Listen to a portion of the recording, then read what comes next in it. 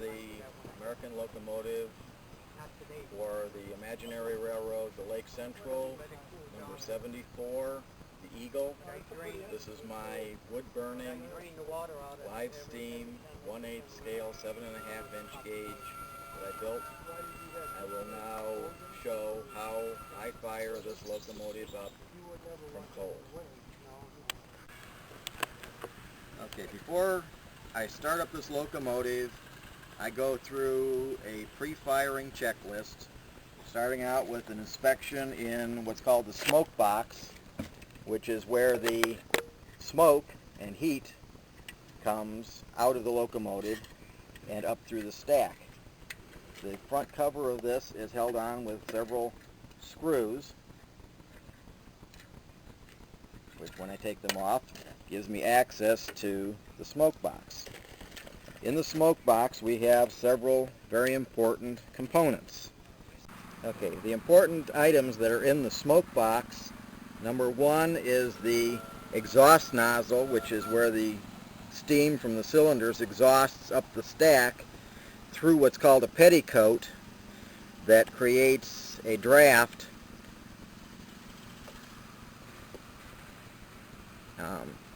and when the locomotive is running, the steam coming up creates a very powerful draft which generates heat in the fire by drawing the air through the fire and through the flues to the smoke box.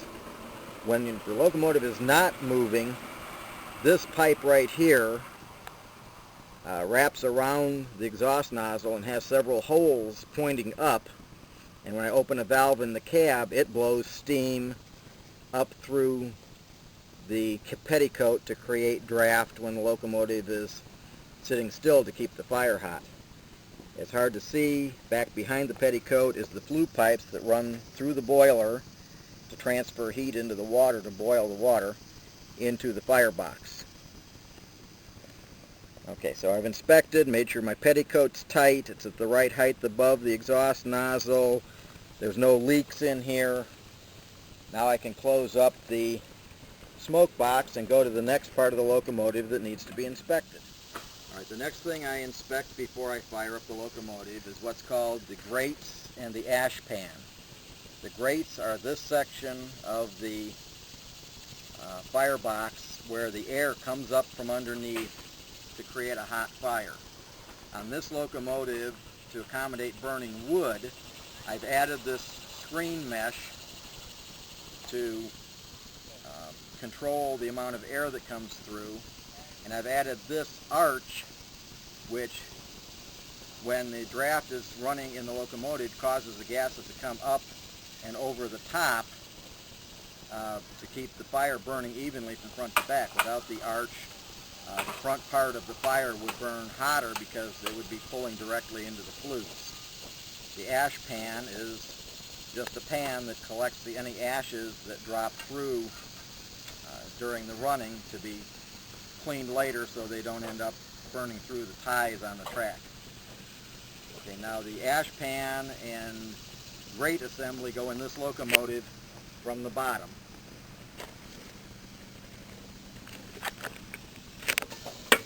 I won't go.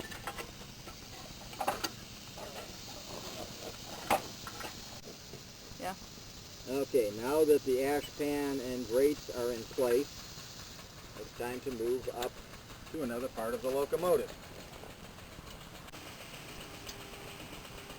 Alright, in the cab for controls and gauges, starting on the right side on this locomotive is the water sight glass, which allows me to see how much water is in the boiler.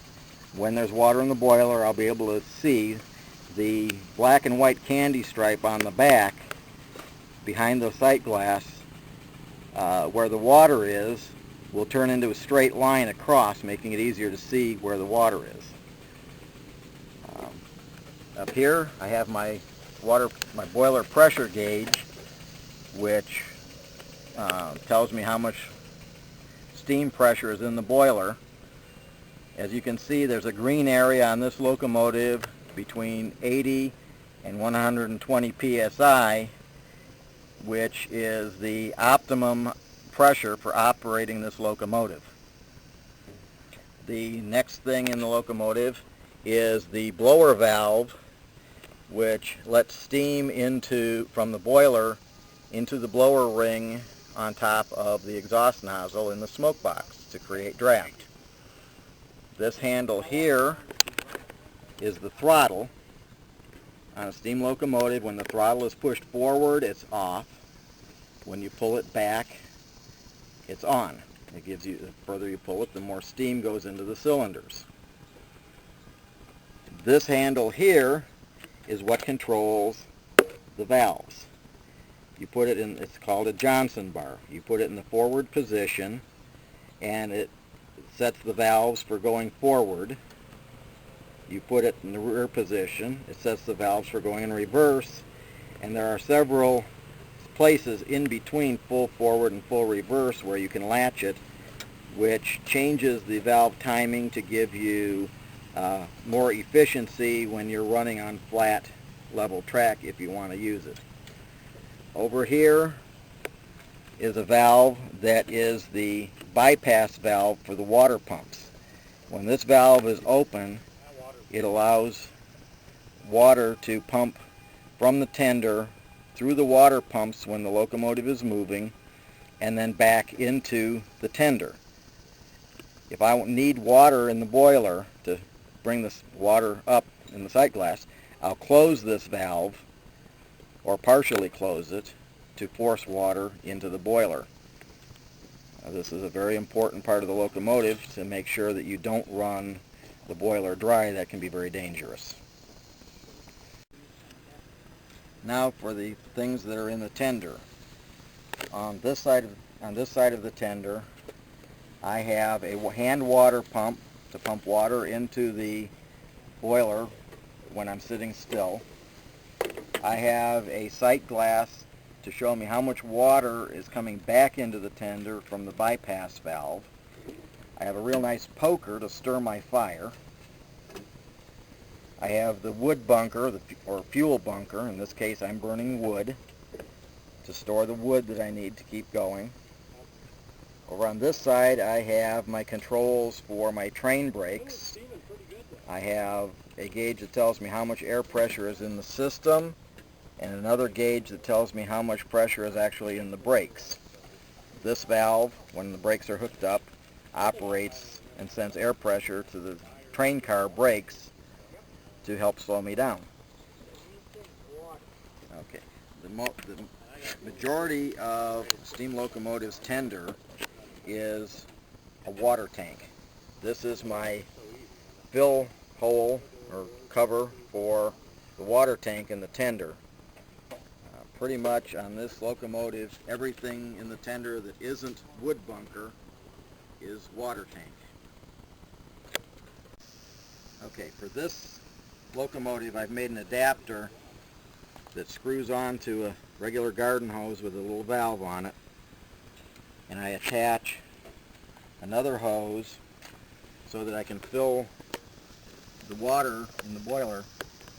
I disconnect one of my lines from the tender and hook this line up and turn on the water, and right now water, and you can hear it, is going into my boiler. Oh, my blowdown valve is still open. It tells me water is getting into the boiler. I'll close that, and once there's some steam pressure, that'll stop dripping.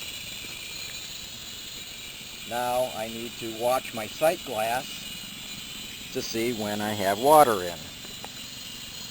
Okay, if you look carefully, you can see that the water has started to come up in the sight glass. The top of it's right here. I now have enough water in the boiler to start the fire in the locomotive. If you'll notice that I've got my barbershop poles are straight lines, or almost straight lines, going across where the water is, and the barber stripe poles at a 45-degree angle where I don't have water. This is how I tell how much water is in the boiler. Now I'm preparing to start the fire in the locomotive. to do that, I have to have a draft to get the fire going. I have put together this small regulator to take the air pressure that we have at the club and regulate it down to less than 25 pounds per square inch, so that I can run it through my blower in the firebox. I've got this fitting that I plug this hose onto, which goes into my blower circuit.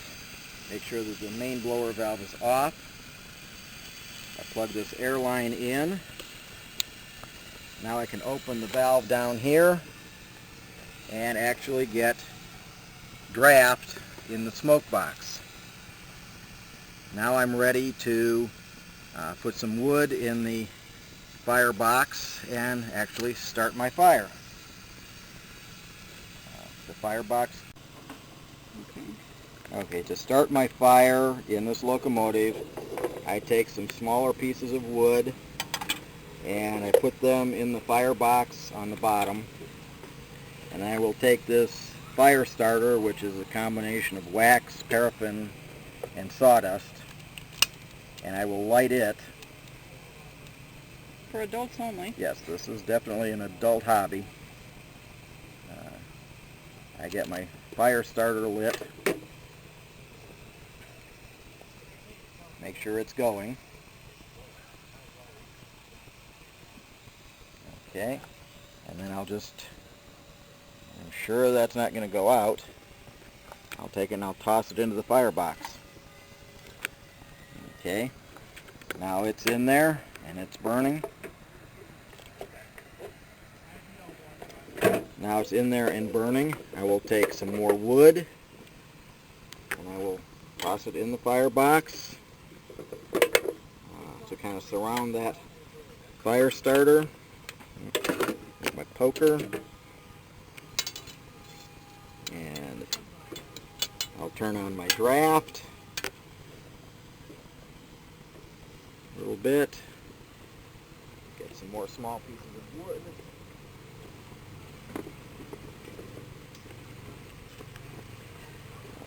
Throw those in there.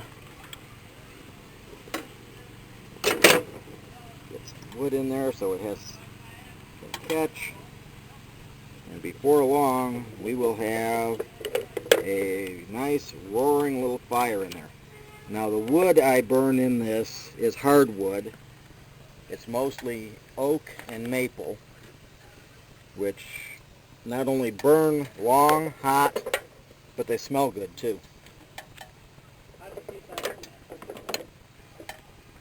Okay, now that I have enough wood in there to get my fire started, I will close the firebox door, make sure the draft is on. We now have smoke coming out the stack. I'll turn on a little more draft, and you can see the smoke coming out a little faster. Now, while I'm waiting for the boiler to get hot, start boiling water, now is when I do things like fill the tender with water and check all the lubricants on the locomotive. Okay, the water goes in the water tank. And I fill my water tank. How much? This water tank holds about 6 gallons of water when it's completely full. I generally only fill it to about 5 gallons. I have a sight glass on the water tank that I can see where the water level is in the tank. That way I know when I need to refill when I'm out on the track.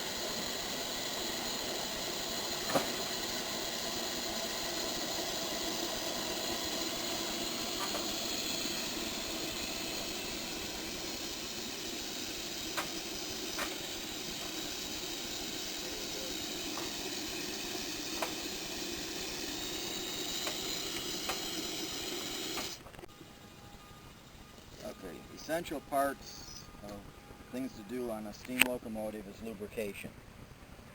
This compartment right here holds this lubrication for the steam cylinders. This is a special oil that will not foam when it gets mixed with the steam to go into the cylinders. So I just pump this steam oil into this mechanical lubricator that as I go down the track, it will, through the linkage, rotate this lever, and the little eccentrics actually work the pump down in the bottom.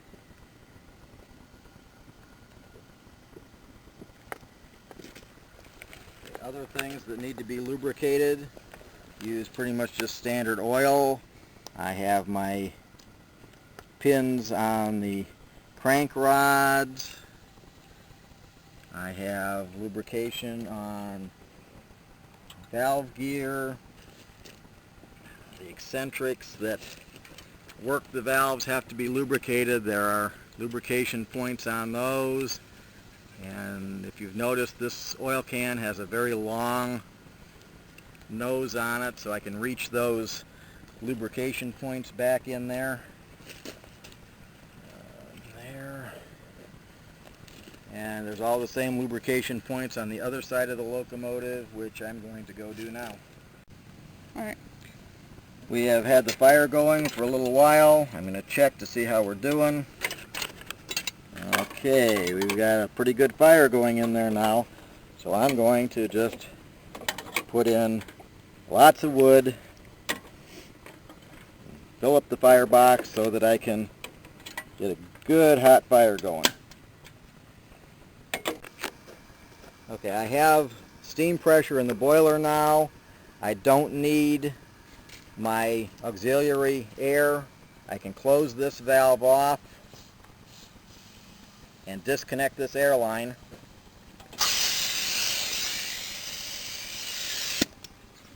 And now I can open my blower valve for steam in the blower, and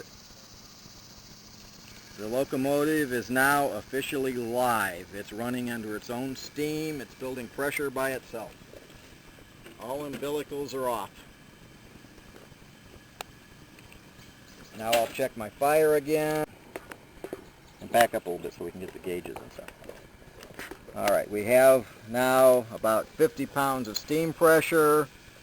Because of water expansion, my sight glass is almost full of water. I'll open the firebox door and check my fire. And it looks like it's time to put some more wood in.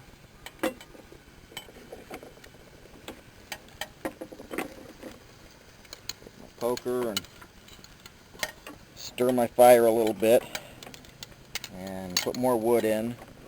Putting wood in is a lot less awkward when I'm sitting on the tender than it is right now. Okay, close the firebox so it drafts properly, and we are very close to ready to run.